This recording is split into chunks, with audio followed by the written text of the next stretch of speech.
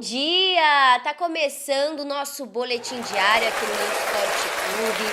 A gente já vai trocar a nossa ideia diária e matinal sobre futebol, sobre todas as partidas que acontecem hoje, porque tem Libertadores, tem Sul-Americana, tem Corinthians, tem time se preparando para essa rodada aí da fase de grupo das competições e a gente vai trocar uma ideia, eu vou falar jogo por jogo, mas antes da gente começar, aproveita que está assistindo, não se esquece de se inscrever no nosso canal, curtir a nossa live e, claro, ativar o sininho, porque toda vez que a gente estiver aqui, ao vivo, trocando uma ideia, uma resenha de futebol, você vai ser acionado para participar com a gente, tá? Então não se esquece, curte, comenta também qual o seu time, da onde que você está acompanhando a gente, e daí a gente vai trocando essa ideia conforme a live for passando aqui. E antes da gente entrar no assunto Libertadores, Sul-Americana, que eu sei que você que está acompanhando a gente, que gosta de futebol, tá ansioso, né, para saber as informações, eu quero falar sobre São Paulo Futebol Clube. Pois é, o São Paulo, né, que aí teve um começo de ano bem instável, né, com alguns jogos ok, outros jogos muito ruins, uma fase complicada aí com o treinador, demitiu o treinador, agora tem um comandante novo que assinou contrato até 2025, eu tô falando dele, o argentino Luiz Ubeldia, de 43 anos, né? A gente vinha aí comentando quem que o São Paulo ia querer, quem que o São Paulo ia trazer para comandar o time. Tava procurando um treinador experiente, um treinador mais velho e acabou firmando contrato com o Zubeldia. Tem 17 anos de carreira aí comandando times do futebol, mas é um jovem talento, né? Tem 43 anos de idade e a gente espera que ele faça um ótimo trabalho. Ele foi apresentado ontem no São Paulo e eu trouxe um pedacinho, um trechinho do Zubeldia falando sobre como que ele chega ao clube, o que ele deseja fazer, quais são os principais objetivos dele no São Paulo Futebol Clube e a gente já vai ouvir ele para já começar bem informado. Então, vamos ouvir o novo treinador do São Paulo. Bueno, gracias por estar acá, por la bienvenida. Las primeras sensaciones de felicidad porque sea al equipo que vengo. Llevo 15 años preparándome junto con mi grupo de trabajo y siento que esta profesión nos demanda una preparación constante. Y como amo esta profesión, como amo el fútbol, he tomado mi tiempo, creo que un tiempo lógico, para que nuestros caminos se cruzaran nuevamente. Y así fue. Allá por el mes de enero tuvimos la oportunidad de contactarnos y por una cuestión personal, por una cuestión de que me estaba desvinculando de otro club, de otro país, luego de la obtención del campeonato local y la sudamericana, necesitaba un tiempo considerable para poder desvincularme y obviamente prepararme para el próximo desafío. Después de un tiempo nos cruzamos nuevamente con Sao Paulo, con el presidente, con todo su grupo de trabajo, y no dudé en asumir este reto importante por la magnitud que tiene el club y porque conozco muy bien este plantel. En el día a día, en los entrenamientos, en los partidos ya en vivo, voy a poder tener un diagnóstico mucho más certero para poder ir preparando mi idea de juego. Pero conozco bastante a la plantilla porque lo hemos enfrentado un par de veces en pocos años y porque el Brasilerado lo he visto bastante en este último tiempo, porque me ha tocado enfrentar a muchos equipos brasileros en copas internacionales. Así que estoy, repito, contento y el tiempo que puede llegar a demandar la idea que uno tiene nunca se sabe, pero esperemos que sea lo más rápido posible. Lo más importante es que cuento con muy buenos jugadores. Eso para el entrenador es mucho más sencillo. Así que esperemos hacer un equipo que esté bien trabajado, que sea consistente con lo que quiere, a pesar de un calendario bastante apretado, que ya se sabe que es así aqui. Boa tarde, Luiz. Boa. Bem-vindo ao São Paulo. Bem-vindo, Dublovski, da ESPN. Você tem um tempo curto, né, para trabalhar a equipe já para a sua estreia contra o Barcelona de Guayaquil, depois já tem clássico contra o Palmeiras. Sobre a sua ideia de jogo, você vai, claro, gradativamente colocar a sua ideia, mas o São Paulo vem com trabalhos diferentes. Antes era o Dorival Júnior, com um jogo mais de construção, depois com o Thiago Carpini, um jogo mais direto.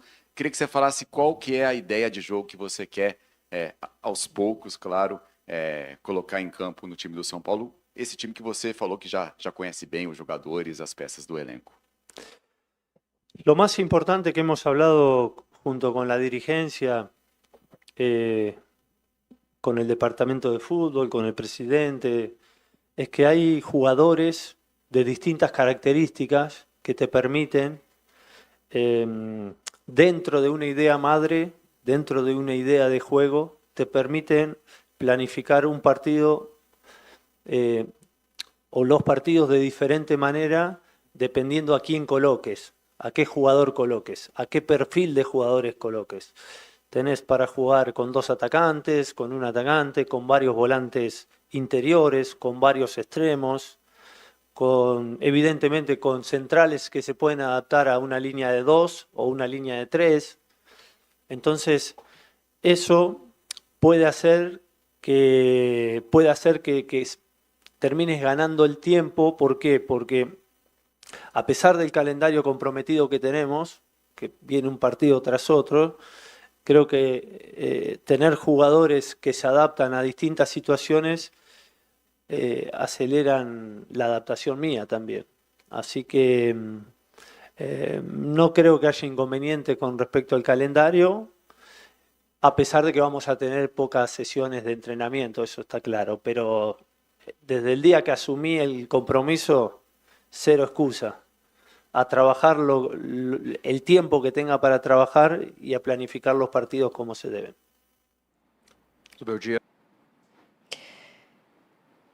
Então, ouvimos aí o Luiz Ubeldia, que atualmente, oficialmente também, agora treina o São Paulo Futebol Clube e já tem compromisso aí na quinta-feira, porque o São Paulo enfrenta o Barcelona de Guayaquil pela Libertadores e precisa vencer. A gente, só passando que vai ser quinta, 9 horas da noite, mas a gente já tem até aqui o grupo do São Paulo pra gente relembrar mais ou menos como o São Paulo tá, o grupo B aí da Libertadores.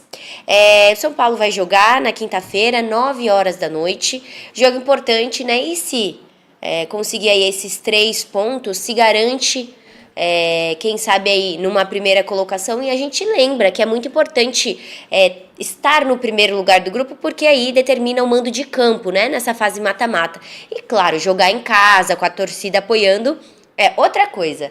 Por enquanto, no grupo B de São Paulo, a gente tem o Tajeres aí na primeira colocação com 4 pontos, na sequência o São Paulo com 3, o Barcelona de Guayaquil com 2 e o Cobressal com 1 ponto apenas. Então, acredito que o São Paulo tem tudo para vencer esse jogo também, mas não pode bobear, é importante essa vitória. Então, não sei qual vai ser o time que o Zubeldia vai levar para esse jogo, que é muito importante.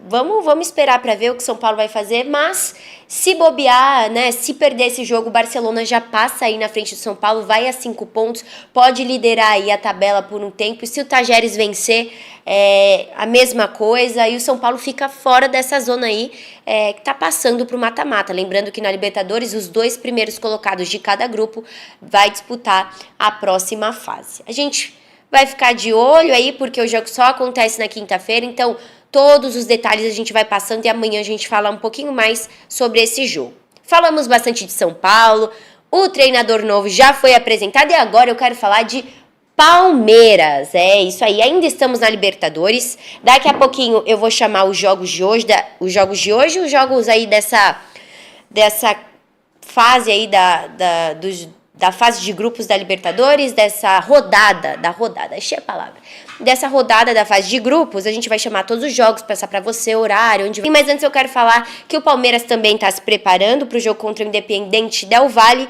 jogo importante, lembrando que o Palmeiras tá no grupo F da competição, o jogo acontece amanhã, 9h30 da noite, então você palmeirense, já deixa aí anotado, amanhã, quarta-feira, 9h30 da noite, o Palmeiras enfrenta o Del Valle e eu preciso torcer muito. Pois é, bom, eu vou chamar então aqui os jogos da Libertadores para passar para vocês e depois eu quero falar de uma polêmica aí envolvendo a presidente do Palmeiras e o presidente do Botafogo, porque a gente sabe que tá rolando aí uma CPI para investigar possíveis fraudes em jogos do campeonato brasileiro, no futebol brasileiro em si. Então, já eu vou chamar essas sonoras, porque ontem teve oitiva, né? O John Textor foi depor na oitiva da CPI e a gente vai ouvir um trechinho do que ele fala sobre o Palmeiras. E a Leila Pereira também esteve em uma entrevista ontem e aí ela também falou sobre esse movimento e sobre sobre o presidente do Botafogo e esse movimento que ele faz, né? Apontando irregularidades. Bom, daqui a pouquinho, esse papo sério fica para daqui a pouco, porque antes eu vou passar aqui para vocês os jogos, tá bom? Lembrando que hoje tem Caracas e Rosário, 7 horas da noite. Na sequência também temos Brasileiro em campo, o Estudiantes recebe o Grêmio no mesmo horário, o Grêmio que precisa marcar pontuação na Libertadores, perdeu 2 jogos seguidos, tá num momento muito complicado aí, né, do campeonato, da Copa Libertadores e precisa garantir seus pontinhos, então a gente tem que ficar de olho nesse jogo. Também 9 horas da noite tem Liverpool e San Lourenço. No mesmo horário ainda hoje, o Galo enfrenta o Peñarol e 9h30 da noite tem Colo-Colo e Alianza Lima. Lembrando que o último jogo do dia pela Copa Libertadores acontece entre Júnior de Barranquilha e a LDU de Quito. Amanhã continua a rodada aí da fase de grupos da Libertadores. 7 horas da noite tem Huachipato e The Strongest. No mesmo horário, o Nacional recebe o Deportivo Táchira. Ainda às 7 horas da noite, o Botafogo recebe o Universitário, jogo importante também, brasileiro em campo. 9h30 da noite, tem mais 3 jogos, Libertad e River Plate, Bolívar e Flamengo, mais um brasileiro em campo aí que a gente pode observar. E claro, o Del Valle e o Palmeiras. Esses aí são alguns dos jogos de amanhã. Quinta-feira termina aí mais essa rodada da fase de grupos da Libertadores. Quinta-feira tem Cerro Porteño e Fluminense, 7 horas da noite. No mesmo horário, Cobresal e Tajeres, jogo importante para o grupo do São Paulo. 9 horas da noite, o Palestino recebe o Milionários. No mesmo horário, tem jogo entre Barcelona de Guayaquil e São Paulo. Bom, aí está os jogos dessa fase de grupos aí, dessa rodada da fase de grupos. A gente já comentou aí que o São Paulo joga, que o Palmeiras joga também. Vou chamar o grupo F, que é o famoso grupo da morte, o grupo que o Palmeiras tá, pra gente dar uma olhadinha antes de eu entrar na polêmica. Fica mais um pouquinho que eu já vou passar pra você essas falas que são importantes. Mas antes, vamos falar de números, vamos falar de dados pra você não ficar perdido. Ó, grupo F do Palmeiras tem o Palmeiras na primeira colocação com 4 pontos, na sequência o Del Valle com a mesma pontuação, por isso esse jogo é tão importante, porque os dois times vão decidir aí quem que vai ficar com o primeiro lugar, né? Um empate, claro, não vai movimentar muito a tabela, mas tem que ficar esperto. O São Lourenço também é um time de muita tradição, não vejo o Palmeiras fora da próxima fase, mas tem que ficar atento, não pode deixar uma fase vir aí. O Palmeiras tem uma agendinha complicada, o próximo jogo do Campeonato Brasileiro é contra o São Paulo, mas enfrenta o Del Valle aí, os dois com a mesma pontuação no grupo F, o famoso grupo da morte da Libertadores. Na sequência, Liverpool do Uruguai com 1 ponto e o lanterna, por enquanto, é o São Lourenço com a mesma pontuação, 1 ponto apenas. E agora eu vou até mudar aqui de câmera pra gente falar dessa polêmica que envolve aí o futebol brasileiro, que a gente vem acompanhando. O John Textor fez alguns questionamentos em relação a honestidade do futebol brasileiro, apontou algumas irregularidades e um esquema envolvendo apostas de alguns jogadores. E segundo ele, o Palmeiras ele acabou sendo beneficiado em 2 grandes partidas e há alguns anos também em relação a essas apostas. Apostas que, segundo o John Textor ontem na oitiva, não são feitas em bets, né, como a gente conhece, em casas regularizadas, e sim um esquema aí mais irregular mesmo, que acontece por baixo dos panos. Bom, dito isso, vamos ouvir um pedacinho do John Textor ontem, falando sobre o Palmeiras ter sido beneficiado e que ele tem provas certeiras de que isso realmente aconteceu. Baseado no que eu acredito, nas provas que eu apresento, baseado na minha confiança na metodologia, que eu acredito que vamos demonstrar de forma conclusiva que o Palmeiras foi beneficiado da manipulação de resultado em 2002 e 2003. 2022 e 2023. Eu investi muito recurso nesta investigação. Eu identifiquei 2 jogos e que eu acredito que também vou apresentar aqui na sessão secreta porque vocês sim têm poder de investigação e eu posso indicar a direção correta para que vocês possam identificar e encontrar a manipulação de resultados. Mas o que eu trouxe na minha declaração foi isso foi do blog do repórter, mas não a minha declaração. Mas se vocês analisarem a minha declaração em si, é que a respeito do 100% de manipulação do Palmeiras dos últimos 2 temporadas, eu só preciso apresentar um jogo na última temporada para que eu possa validar a minha declaração. E também é verdadeiro que eu nunca acusei o Palmeiras ou São Paulo como clubes, como equipes, de estarem por trás disso. Tá aí o John Textor falando de uma movimentação que aconteceu em relação a esses 2 presidentes, tanto a Leila Pereira quanto o Júlio Casares, que é presidente do São Paulo, não gostaram nada de ter sido citados aí em possíveis fraudes, né, e serem beneficiados ou prejudicados por conta de jogadores, dos seus jogadores. Os 2 presidentes acabaram falando para a mídia e soltando notas, enfim. E o John Textor aponta um pouco disso, que ele não fez uma crítica direcionada, mas sim apontou uma situação que ele acredita que está acontecendo no futebol brasileiro. A gente segue acompanhando, logicamente, mas tem outro lado também. A Leila Pereira não está gostando nada dessa movimentação do John Textor. Ela fez duras críticas, né, a essa insinuação. Diz que só acredita quando provas forem apresentadas, e como ainda nada foi apresentado, ela acredita que ele só não aceitou ainda que perdeu o Campeonato Brasileiro de 2023. Lembrando que o Botafogo ficou mais da metade do campeonato na liderança. E aí, uma sequência de resultados ruins para o time tirou isso, e o Palmeiras foi campeão do Brasileiro de 2023. Bom, vamos ouvir também a presidente do Palmeiras, Leila Pereira, sobre essa situação que é bem complicada. Leila Pereira sendo bem honesta em relação ao John Textor aí no Roda Viva, ela que participou ontem, né, do programa, e foi certeira em muitas coisas, porque realmente o John Textor começou essa movimentação depois que ele perdeu o Campeonato Brasileiro. Mas ele vem dizendo que tem provas concisas, que mostram sim essa manipulação, mas verdade seja dita, né?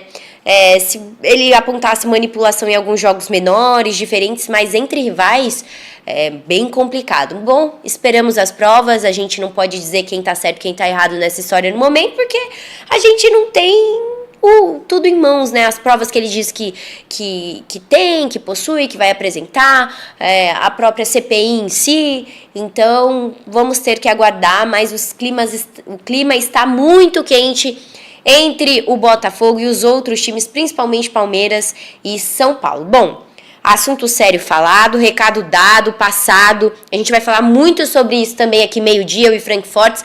Mas agora eu quero falar de Corinthians. Porque se não tá fácil, pro Botafogo, pro Palmeiras, pro São Paulo, e imagina pro Corinthians, que tem o pior início no Campeonato Brasileiro, desde que o Campeonato Brasileiro virou pontos corridos, que não tá ganhando. O Antônio Oliveira tem um grande problema em mãos. A política do Corinthians está realmente muito complicada.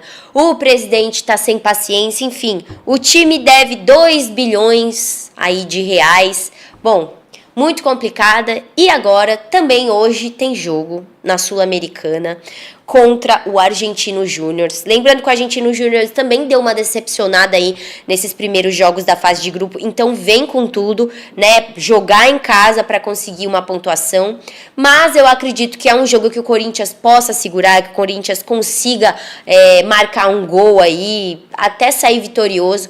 Tudo vai depender da entrega em campo. O problema realmente é o campo. Eu acho que os atletas estão sentindo muito essa mescla entre problemas extra-campo, problemas políticos e o futebol em si. Mas eu tô aqui com um provável Corinthians, uma provável escalação. Depois eu vou passar também os jogos que vão acontecer hoje na Sul-Americana. Antes, você, corintiano, você tá triste com o seu time? O que está acontecendo? Qual que é o real problema do Corinthians? Se você está me assistindo, se você é corintiano, fala aqui para mim nos comentários. O real problema do Corinthians é esse, Aline. Quando resolver isso, o Corinthians, vai voar. Daqui para frente, só para frente. Bom, por enquanto isso não acontece, a escalação do Corinthians para hoje, 9h30 da noite, contra o Argentino Júnior, tem Cássio, provavelmente, viu? Uma provável escalação.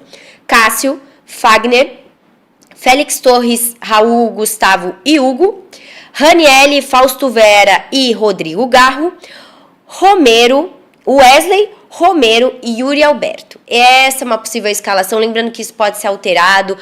O Antônio Oliveira, o famoso Tonhão da Fiel, escolhe times diferentes, né? No último jogo ele foi perguntado por que ele poupou, ele falou que não poupou, que colocou quem ele achou melhor em campo. Foi uma escalação bem diferente dessa. Bom, vamos aguardar, vamos ver o que o Corinthians pode entregar dentro de campo. Lembrando que é muito importante para o Timão garantir esses pontos aí. E eu já vou chamar aqui os outros jogos de hoje da Sul-Americana para você ver que além de Corinthians também tem outros times importantes e você poder acompanhar alguns jogos aí dessa terça-feira. Lembrando que tem brasileiro em campo também. O Cruzeiro joga hoje contra o União La Calera às 7 horas da noite. União La Calera vai receber o Cruzeiro. Também tem jogo 9 horas, né, mais tarde, entre Deportivo Galhaço e Cuiabá. No mesmo horário tem Esportivo Trinidense e Nacional Potosí. O jogo do Argentino Júnior contra o Corinthians é 9h30 da noite, como eu já falei aqui. E aí o último jogo do dia acontece entre o Alianza Futebol Clube e a Universidade Católica. E os próximos jogos já são de quarta-feira e a gente fala sobre isso amanhã, tá bom? Combinado? Rapidinho aqui, só pra gente já finalizar o nosso boletim, eu vou até trocar de câmera aqui, porque eu vou falar de Santos Futebol Clube. Lembrando que o Santos estreou aí no final de semana contra o Paysandu na Série B do Campeonato Brasileiro, venceu por 2-0. O próximo jogo é contra o Avaí na sexta-feira e tá de jogador novo. Ontem o São Paulo apresentou o lateral Rodrigo Ferreira, que chega aí para ajudar na lateral direita e esquerda também, né, do Santos, principalmente a esquerda, porque está sendo utilizado nessa posição. O Rodrigo geralmente joga ali pela lateral direita, teve passagem aí pelo Mirassol, antes ajudou o Grêmio a voltar para a elite do futebol brasileiro, né? Jogou ali a Série B pelo Grêmio e depois no próximo ano foi para o Mirassol, sempre na lateral direita, mas no Santos vem sendo aproveitado também na lateral esquerda, então um jogador que pode ajudar aí nos dois lados do campo, importante para o Santos, e a gente vai ouvir ele um trechinho do Rodrigo Ferreira sobre essa chegada ao Peixe, ao Santos Futebol Clube. Vamos ouvir. Seja bem-vindo, né? Embora já tenha estreado. Como é que foi para você a estreia pelo Santos e estrear na lateral esquerda, né? Você chegou como lateral direito, mas consegue também fazer a função, isso ficou claro no sábado. Como é que foi para você, então, vestir a camisa do Santos oficialmente pela primeira vez, estrear ajudando na esquerda? Como é que você imagina que possa ser essa sua colaboração na Série B prefere a direita, prefere a esquerda, pode jogar nas duas? Como é que o Rodrigo Ferreira vem para poder ajudar o Santos na Série B? Primeiramente, respondendo a pergunta, motivo de muita honra e muita alegria, né? Ser grato primeiramente a Deus por essa oportunidade de estar vestindo essa camisa gigantesca do futebol mundial, né? E assim, poder jogar com essa camisa, independente da posição, mesmo sabendo que a minha posição de origem é lateral direito, estou à disposição do professor e do grupo para poder ser útil na lateral esquerda, quando tiver oportunidade na lateral direita, mas desde que seja utilizado para poder fortalecer o grupo ainda mais nesse retorno nosso à Série A e sabendo das dificuldades, para poder colocar o Santos no lugar onde ele nunca devia ter saído. Rodrigo, aqui Pedro Larroca do Esporte por Esporte, boa tarde para você, para o Índio. Queria entender um pouquinho da mudança desse estilo de jogo, porque você sai de um Mirassol que tinha uma das maiores médias de posse de bola do Campeonato Paulista, e agora um Santos que ficou abaixo no quesito, pelo menos no primeiro jogo, contra o Paysandu, 48-52. Nesse período que você está aqui no Santos, deu para sentir alguma mudança no estilo de jogo, e se você já conseguiu se adaptar ao estilo de jogo do Carille? Como você citou, né, eu vim de um clube onde tem essa característica de jogo, já é filosofia do clube, mas aqui eu estou para evoluir e para poder me adequar ao elenco, ao estilo de jogo do professor Carille.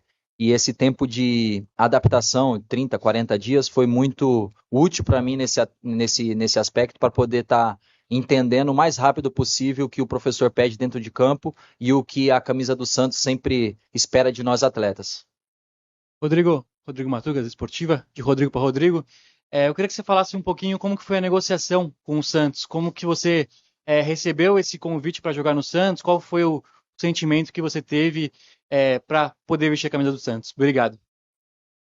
Bom dia, obrigado você pela pergunta. Para falar a verdade, eu soube mesmo alguns dias antes, 3 dias antes, eu soube desse convite, né, do Santos para poder estar participando e não pensei duas vezes. Claro que eu tinha um contrato em vigência, tem questões burocráticas a ser resolvidas, mas da minha parte o sim foi de primeira, assim, sabe? Então eu fiquei muito, muito honrado mesmo e feliz por essa oportunidade agora depois de estrear e buscar o objetivo do Santos, que é o acesso. Então tá aí o Rodrigo Ferreira apresentado, nova contratação do Santos Futebol Clube, vem para ajudar na lateral, na esquerda, na direita, jogador que consegue jogar bem nesses dois lados do campo, e a gente deseja sorte aí pro atleta. E o nosso boletim tá chegando no final, já até passei um pouquinho do tempo, vou convidar você, 12:00, não esquece, eu e Frank Fortes estaremos por aqui resenhando muito sobre futebol. 6 da tarde a gente volta pra fechar a casinha e eu conto com você, viu? Não esquece, ativa o sininho, porque quando a gente estiver ao vivo, você vai ser acionado. Até daqui a pouco, hein?